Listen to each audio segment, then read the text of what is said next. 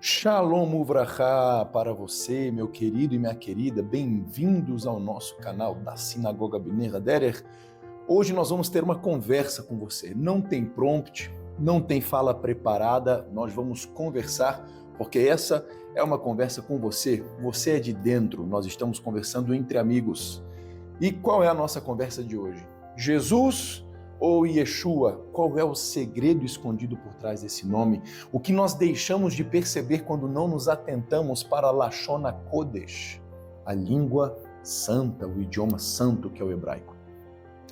Antes de mais nada, a gente sempre pede, por favor, se inscreva no canal, compartilhe o vídeo, ative as notificações para que você seja avisado das nossas próximas conversas que nós vamos ter, dos nossos próximos vídeos que teremos para você, meu querido e minha querida, que vai estar aqui conosco, de dentro dessa mishpachá, dessa família, dessas nossas conversas. Então, sem mais delongas, vamos falar sobre o nome de Yeshua, ou Jesus. É óbvio que a linguagem original das escrituras e da criação de todo o universo é o idioma hebraico. É a única linguagem em que você vai ter uma coerência una de numerologia, de significados, de o próprio letra, o próprio fonema, a própria letra, tudo em uma coisa só. Significados extremamente obscuros, como, por exemplo, a codificação de Aleph, Mem e Tav, Emet. Aleph, então, pelo idioma hebraico, a primeira letra do alfabeto, Tav, a última, o que as escrituras gregas traduzem por alfa e ômega, uma outra passagem utilizada para se referir a Yeshua no livro 3 de Apocalipse, Então nós temos ali um Mem, no primeiro versículo de Bereshit do livro de Gênesis. No princípio criou Deus os céus e a terra, Bereshit bara Elohim. Agora veja, Et Hashamayim ve'et haaretz. Et Hashamayim ve'et haaretz. Nós temos um Mem ali no meio, criando a palavra Emet, verdade. E Yeshua fala em João 14,6, eu sou o caminho, a verdade e a vida. Então é óbvio que o idioma hebraico vai trazer para nós muitos segredos. Agora, nós sabemos que uma parte da Brit Hadashah, alguns dizem que foi escrita no idioma grego, e Yeshua tem um significado. Em grego nós temos Iesous, e aí depois nós temos para o latim Iesus, e para a transliteração, para a tradução para a língua portuguesa, se substitui o I pelo J, ficando Jesus. Claro, não vamos julgar quem fala Jesus está errado, não tem como estar errado, mas está talvez um pouquinho distoante do centro, do verdadeiro significado, não podemos também descredibilizar essa informação, não é mesmo? Porque o que significa Yeshua? Para quem não sabe, o nome do Eterno, dentre todos os 72 nomes que descrevem Deus na Bíblia hebraica, na escritura original, só existe um nome que transmite a essência de Deus, que é o tetragrama. E a primeira letra do tetragrama é Yud. E também é a primeira letra no nome de Yeshua. E já tem um grande segredo aí. Que segredo? Que pela Kabbalah, pela espiritualidade bíblica judaica, Yud contém duas informações. A Kabbalah diz que o Adam Kadimon, o homem primordial, que é a figura do Messias, tem uma referência direta nessa primeira letra Yud, que é o topo do Yud. O topo do Yud é referente ao nível espiritual, ao mundo de Adam Kadimon. E a letra do Yud, o corpo do Yud em si, faz referência ao nível que está logo abaixo, que é o nível de Atzilut, seria o mundo das emanações, de onde Deus emana as coisas. Não é à toa, olha só o primeiro mistério, não é à toa que nós lemos em Efésios capítulo 1, versículo 3, que nós fomos abençoados com todas as bênçãos espirituais que estão nos lugares celestiais em Yeshua HaMashiach. Ou seja, ele está ali como o topo do Yud, que se você ver como tetragrama, meus irmãos, você pode pegar aí o Yud, o rei logo abaixo, o Vav e o rei, o Yud é uma cabeça, o Rei de baixo, na letra Re de baixo, são 2 braços, o Vav é o tronco e o Re de baixo são as 2 pernas. Nós temos a figura do homem primordial, Adam Kadimon. Não estamos falando que ele é o tetragrama, estamos falando que o próprio tetragrama esboça a forma da criação. Porque nós sabemos que vários cientistas já descobriram, né, codificações genéticas no corpo do homem que esboçam o tetragrama nas bases, né, nitrogenadas do nosso DNA e etc. E isso é verdade. E não à toa ainda nós continuamos, pessoal, esse texto de Efésios capítulo 1, versículo 3. Todas as bênçãos espirituais nos lugares celestiais em Yeshua HaMashiach. Agora, Yeshua significa o quê? Todos nós sabemos que o desejo mais intrínseco do coração de Deus sempre foi ter relacionamento com a sua criação, com o homem. Não é à toa que ele outorga a Torá no deserto, as leis, os mandamentos. E pede ao povo de Israel, ordena ao povo de Israel que o tema, que o obedeça em textos como, por exemplo, de Deuteronômio capítulo 10, no versículo 12 em diante. O que o eterno teu Deus quer de você, Israel, depois de prometer todas essas bênçãos e também de mostrar para vocês quais serão as maldições que podem vir a acometê-los caso vocês se desviem? Ele quer que você o obedeça e o tema. É temor e obediência. Não é uma obediência cega e não é uma obediência vazia, só de corpo. É uma obediência plena que envolve o temor do Senhor.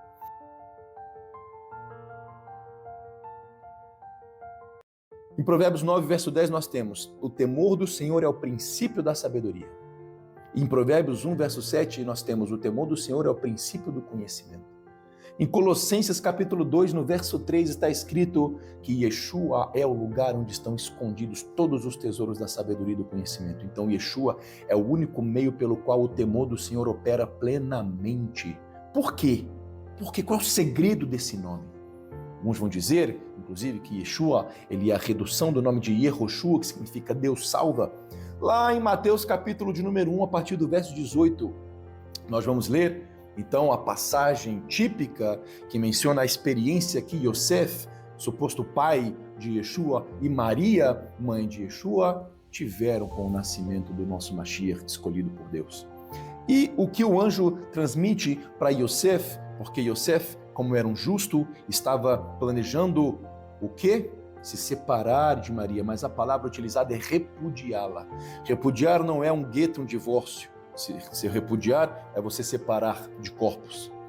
É um estágio talvez um pouco antecedente ao gueto, ao divórcio de fato, que é um documento que envolve um pagamento da parte do homem.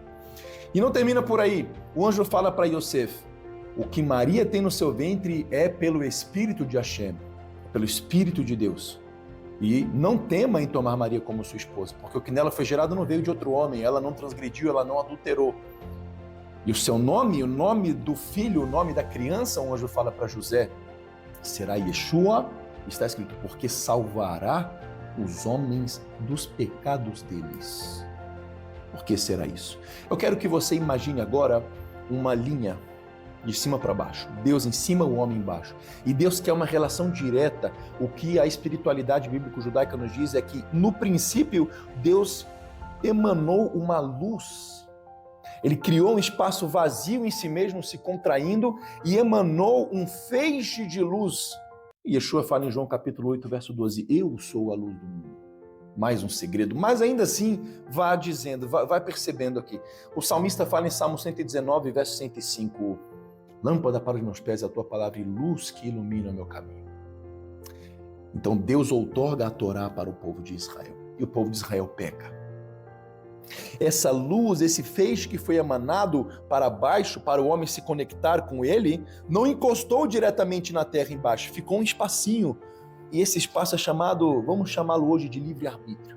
O homem escolhe se ligar a essa luz. Não é à toa que Yeshua fala em Mateus 5, 15, 16. Brilhe a vossa luz diante dos homens para que vejam as vossas boas obras e glorifique ao vosso Pai que está nos céus. É claro que essa luz é obediência plena aos mandamentos de Deus, que o homem perdeu essa plenitude quando ele pecou. Não é à toa, meu querido, veja mais um segredo em João capítulo 1, no verso 16 e 17. A gente chama de segredo para enaltecer a figura de Yeshua, o Mashiach, tá?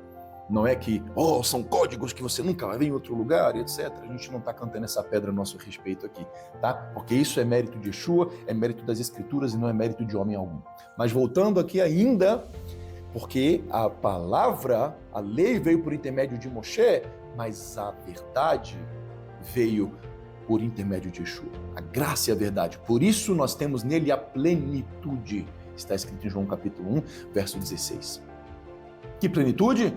A plenitude que o homem perdeu, porque o homem, embora estivesse obedecendo mandamentos, Paulo fala em Romanos 3, a partir do verso 19, todo o capítulo 2 de Romanos, Paulo fala, não tinha nenhum justo sequer, e ele cita o Salmo 14, o Salmo 53, a profecia de Isaías capítulo 63, que fala isso, não tem um justo sequer, não tem ninguém com mérito suficiente para atrair a salvação, para trazer a vinda de Mashiach. Isso nunca vai acontecer por mérito de homem, por quê? Porque isso é pela graça de Deus, Efésios capítulo 2, verso 8 em diante. Mas vamos aqui frisar nessa figura. O homem perde essa conexão com essa luz. Quem vai trazer ele de volta? Então está escrito no Zohar, que é um livro mais amplo, é o livro mais genuíno da obra espiritual judaica, que no princípio Deus codificou. Lá, quando ele foi criar, ele codificou uma configuração em um espaço. E dela ele semeou uma semente. Dela ele começou a criar. E nós lemos em Colossenses capítulo 1, verso 15, João capítulo 1, no versículo 3, no versículo 4, Provérbios 8, no verso 22, no verso 30. Yeshua é o meio pelo qual todas as coisas foram criadas. Por quê? Porque Yeshua, esse que salva o mundo caído, esse que restaura o mundo caído, o Cordeiro de Deus que tira o pecado do mundo, ele é a configuração da criação sem estar apartada de Deus. A configuração perfeita, podemos dizer assim. Por isso, quando o homem cai e ele se aparta de Deus, Adão se escondeu ou não se escondeu lá no Jardim do Éden? Fala para mim você. Se escondeu? Se escondeu nas árvores do jardim? Se escondeu no meio da criação do Deus que havia criado todas as coisas? Algo que não faz sentido, porque a criação perdeu o sentido quando pecou, quando caiu. E que Yeshua é? Quem é esse? Ele vem trazer a plenitude, o sentido de volta para a vida do homem.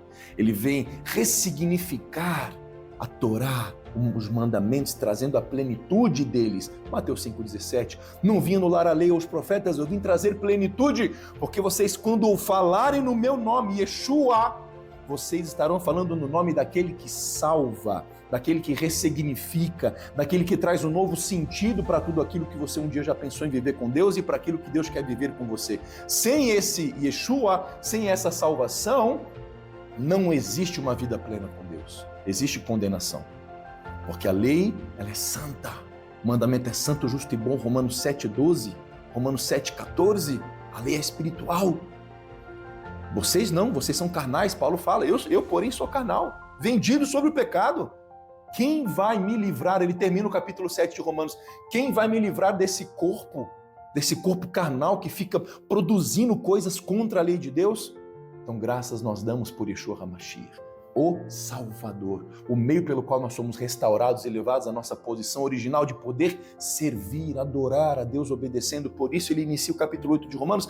Por isso não há mais condenação para aqueles que estão em Yeshua HaMashiach, porque ele levou sobre si as enfermidades que nos impediam de sermos santificados pela lei. Por isso que logo no versículo 2, o versículo 3 de Romanos 8, está escrito, visto que pelo que era impossível a lei porque estava enferma, mas a lei não estava enferma.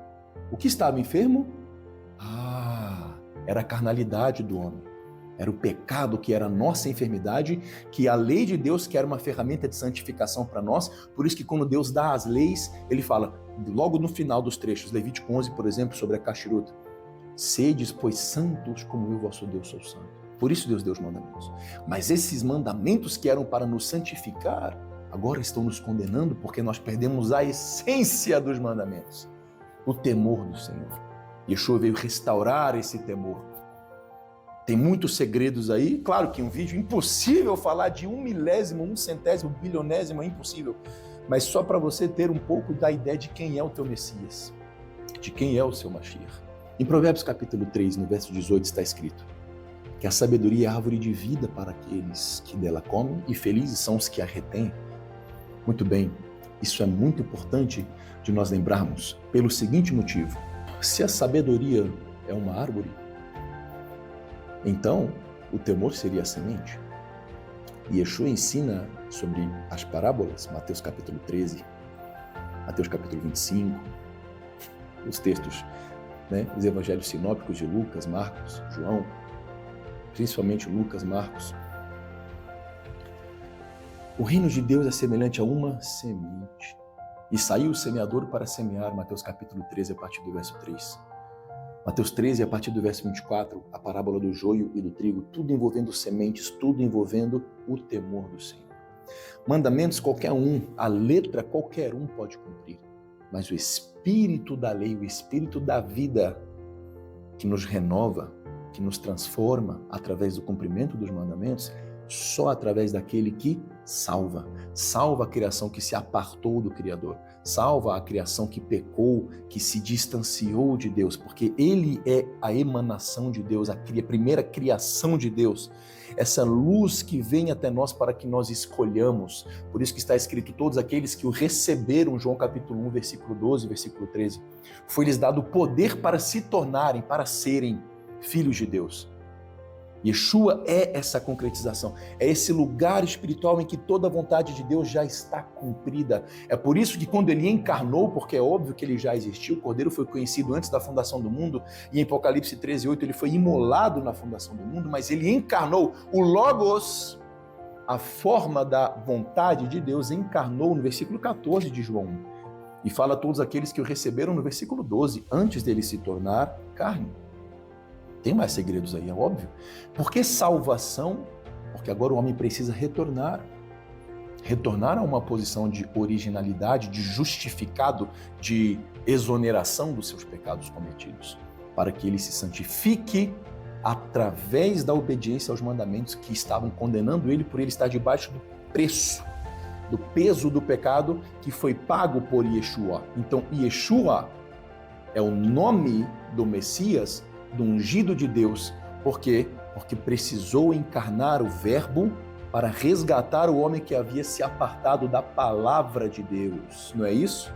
A palavra sai da boca, o homem se apartou da palavra, o homem se distanciou da palavra. Então a palavra encarna na forma de Yeshua, a função que ele vem cumprir, salvação, e retornar a criação para essa posição original. Não é à toa, meus queridos, que no reino milenar, no reino messiânico, a criação vai ser restaurada e nós habitaremos aqui com ele, se assim nós perseverarmos. Beshem Yeshua HaMashiach. E é por isso que está escrito, Paulo fala aos Coríntios, é por isso que no nome dele nós dizemos amém, porque nele todas as promessas de Deus encontram a resposta sim.